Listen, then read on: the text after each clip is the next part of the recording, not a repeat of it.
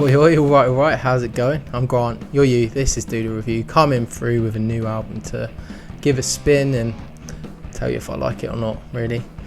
Today we're talking about the new album from Philadelphia rapper Tierra, Worldwide Whack.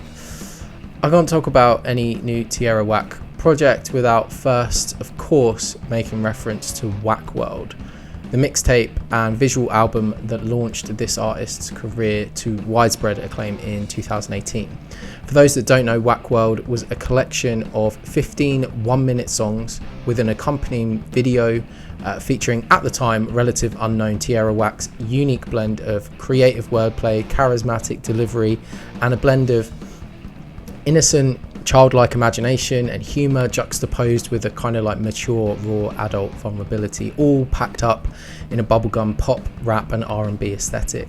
The short form song structures and deep integration with creative videography is kind of industry standard for artists wanting to become stars in 2024, a world in which TikTok, an app dedicated to short form video content and soundbite music clips, has become the kingmaker of the industry.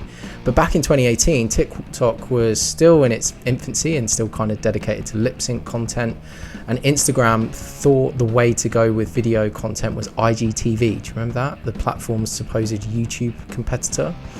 Based on that, people tend to say Whack World was ahead of its time and would have done even better had it launched just a few years later, when Instagram and TikTok had fully developed their short form video offerings. It was definitely ahead of the curve, but I don't agree that it would have done better a few years later. I actually think the release was timed perfectly. Yeah, okay, Tierra Whack's like 1 minute audio-visual drops of sensory candy didn't get to ride the wave of everyone having an optimized social video experience on their phone with an algorithm blasting the videos to a larger and larger audience, but it did come out at a time, 2018, when the concept was enough of a novelty to grab people's interest while making enough sense for people to be like, oh yeah, I suppose bite-sized content is a thing. It wasn't battling tons of other artists' snippets and sped up versions or fan lip syncs to get to the top of the audience's feed. If you rewatch the videos, they are fantastic still to this day, inventive, bright, unique and creative, but it actually isn't the content that tends to pop on today's social. It's too polished, it's too cinematic, certainly compared to the raw self-shot content that algorithms now favour. And finally, it also got to benefit from that organic phenomenon of word of mouth. Yes, it was helped a lot by online chatter, but it was more publishers and audiences sharing it like, oh, how cool is this, rather than just the endpoint of a mathematical equation spoon feeding it to the exact audience that data predicted would like it. The album, or mixtape, I think it's technically referred to as a mixtape, but I don't know if it matters. Anyway, the album was an amazing artistic statement, and it rightly received many accolades and kickstarted a career for its mastermind, Miss T Whack. The artist would go on to win and receive a bunch of best of lists in 2018, got to tour with huge artists like Lauryn Hill, and then kind of took her time.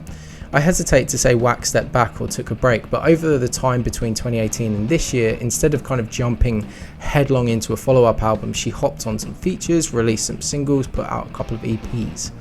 So this year's Worldwide Whack, in some respects, is Tierra Whack's very first album, despite being over 7 years into her career.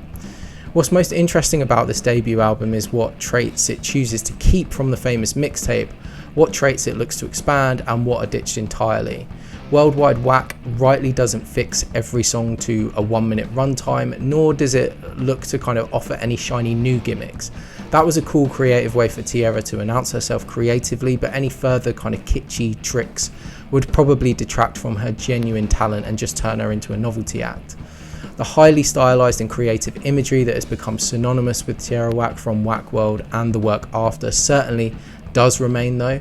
Not every song has a video yet, but those that are out are well worth a watch and add another layer to the enjoyment, either just being kind of cool to look at or adding another layer to the emotion of the song. And that emotional element is also what's been expanded on this album and result in by far my favourite songs on the record. From Numb to Difficult, Tonight and 27 Club, this record's strength is in its vulnerability.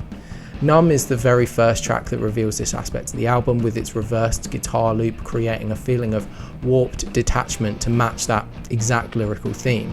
This album gives us completely fully formed songs, yes, but it's also not afraid to keep things simple and brief, and this is one of those tracks. Next to that moody guitar sample, there is just a simple short filtered snare to keep the time, and Tierra drawling her delivery with a slight hint of auto-tune.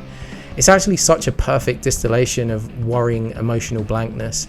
You want it to last much longer, and that's probably my only critique of the album, is that it sometimes spends longer on the stuff it doesn't really need to and really speeds through the stuff I love.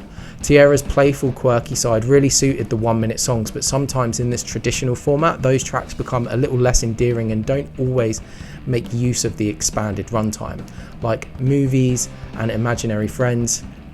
They're still incredibly charming, no doubt. Shower Song and Chanel Pit do the whole funny, funky tune like some of the best in the artist's catalogue, but this album just introduced me to a melancholy, a darkness from Whack that I can't really get enough of. Snake Eyes has a dark, ominous, piano-driven beat that gives us the edgier side of things.